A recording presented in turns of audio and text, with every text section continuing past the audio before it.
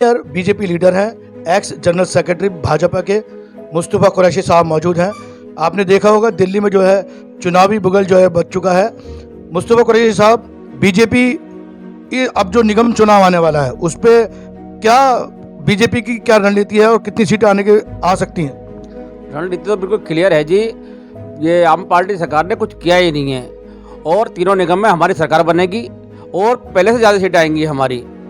और ये आम पार्टी ने जब चुनाव लड़ा तो शराब के बारे में बोलते थे शराब बंद की जाए। अब जगह जगह पे शराब के ठेके खुलवा दिए हैं। आप कमर्शियल में खुलवाइए, आप रिहायशों के अंदर शराब के ठेके खोल रहे हैं, मुस्लिम एरिया में शराब के ठेके खोल रहे हैं। इन लोगों को जरा भी शर्म नहीं आ रही कि बहन बेटी घर से निकल के जाती है, शराब के ठेके खुले हुए हैं। तो मुद्दे ही मुद्दे हैं हमारे पास। टाइम दिल्ली सरकार ने कुछ किया ही नहीं है। सबसे बेकार चीफ मिनिस्टर कोई दिल्ली के अंदर आया तो केजरीवाल है। इसके एमएलए उससे ज़्यादा भ्रष्ट हैं। कहते हैं कि काम करें, काम कुछ करते ही नहीं। कभी जाओ पब्लिक उनसे बहुत परेशान है। नहीं आती है, बोलते क्या हैं केजरीवाल साहब? पंजाब में कहते हैं शराब मुक्त कराएंगे और दिल्ली में शराब के ठेके, इतने बड़े बड़े शराब के ठेके खोले जा रहे हैं रिहायशों के अंदर, पब्लिक के बीच के अंदर। इन्हें शर्म नाम की चीज ही नहीं केजरीवाल साहब को। कैसे पंजाब को शराब मुक्त करेंगे ये? और दिल्ली में शराब का अड्डा बना दिया इन्होंने। बहुत बुरा हाल कर रखा है इन्होंने। और सड़कों का बहुत बुरा हाल है, ट्रैफिक का बहुत बुरा हाल है। ये कहीं भी कामयाब नहीं है और दिल्ली सरकार बिल्कुल फेल है। और तीनों निगमों में जितनी हमारी पहले से उससे कई गुना सीटें बढ़ेंगी अब की हमारी है।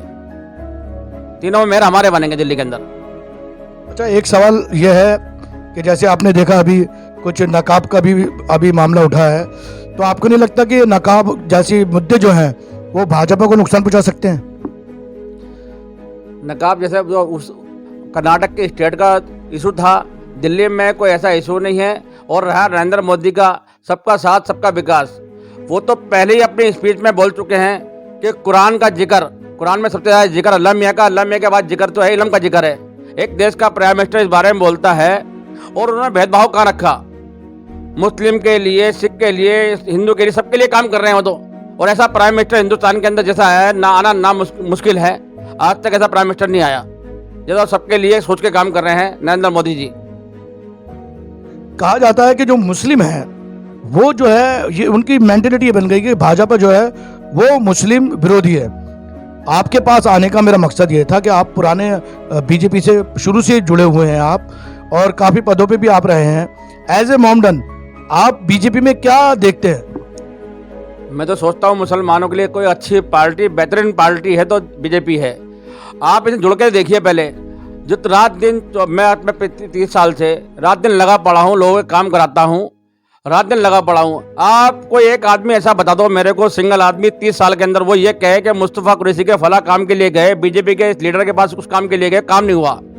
अगर मैं बीजेपी का लीडर हूँ, मुसलमान हूँ, तो वो काम क्यों होते हैं? बीजेपी वाले ही तो करते हैं उस काम को। किसी कांग्रेस वाले से, आम पार्टी वाले से आप काम करा के दिखाओ, आपके काम ही नहीं होंगे। आपको पलकों बिठा के रखते हैं मुसलमान को बीजेपी वाले। एक बात दिल्ली की फिजा में ये चल रही है, जामा मस्जिद वार्ड जो है 85N, वहां से एक ये खबर आ रही है कि वहां से आप जो है निगम चुनाव की तैयारी में लगे हुए हैं। इसमें कितनी सच्चाई है? 2012 में चुनाव लड़ा था मैंने निगम का। पार्टी के आदेश हुए कि आपने चुनाव लड़ना है, मैं लड़ा। अब पार्टी चाहेगी तो मैं दोबारा लड़ सकता हूँ। पार्टी के आदेश के बगैर कुछ नहीं होगा।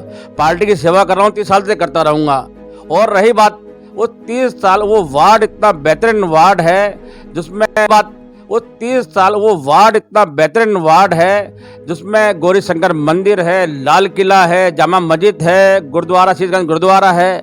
लेकिन बेड़ा गर्क कर दिया इन लोगों ने, कुछ किया ही नहीं 30 साल के अंदर। इसके अंदर आप जाके देखो गंदगी का अंबार बना रखा है वहाँ के विधायक ने, वहाँ के निगम पार्षद ने। शर्म आती है हमें इसका नाम क्या। आज तक उन्होंने कुछ किया ही नहीं है।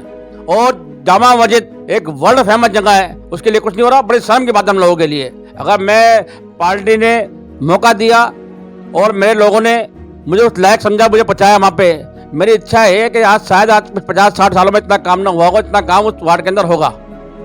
सुबह भाई, आप जब खड़े हुए थे उस दौरान जो मुद्दे थे, वो मुद्दे जो है वो आज भी वहीं के वहीं हैं, उनका हल नहीं निकला है। तो आप जब इतने सालों में नहीं हो तो आप किस तरह से कराएंगे सर? पिछले 10 साल हो गए, 2012 में लड़ा था, 2022 है। मैं लोगों के बीच में हूँ, काम जितने हो सकते हैं। शर्म की बात तो ये है कि हमारा एमएलए, निगम पार्षद, एक स्ट्रीट लाइट भी खराब होता है सही नहीं करा सकते। वो आज भी मैं ना होते हुए सही कराता हूँ। डॉक्टर हर्षवर्धन के प्रयास से हमारे भारत सरकार में मंत्री रहे डॉक्टर हर्षवर्धन, कोई काम ले आते हैं, कोई काम के लिए मना नहीं करते वो।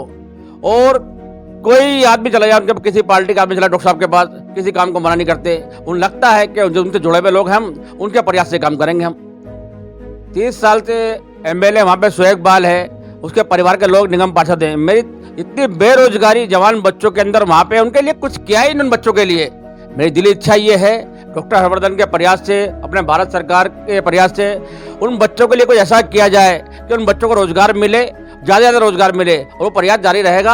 आपके लोग की इच्छा रही है। हाँ, मैं बैठा हुआ हूँ इस टाइम इनके घर पे। ये पब्लिक डीलिंग का काम है, काफ़ी पब्लिक यहाँ आती है, ये काम करते हैं। और काम करने का तरीका यह है, इन्होंने बताया कि डॉक्टर हर्षवर्धन जो है, जो एमपी है चांदनी चौक सीट से, वो जो है इनके टच में रहते हैं और ये अपने काम लेके जाते, काम होते हैं। वहीं जो इनके काम को देखते हुए जो जामा मस्जिद की 85N जो सीट के जहाँ लोग हैं, जो परेशान हैं वहाँ पर, उनकी भी एक ख्वाहिश है कहीं ना कहीं कि मुस्तफ़ा कुरैशी को टिकट मिले।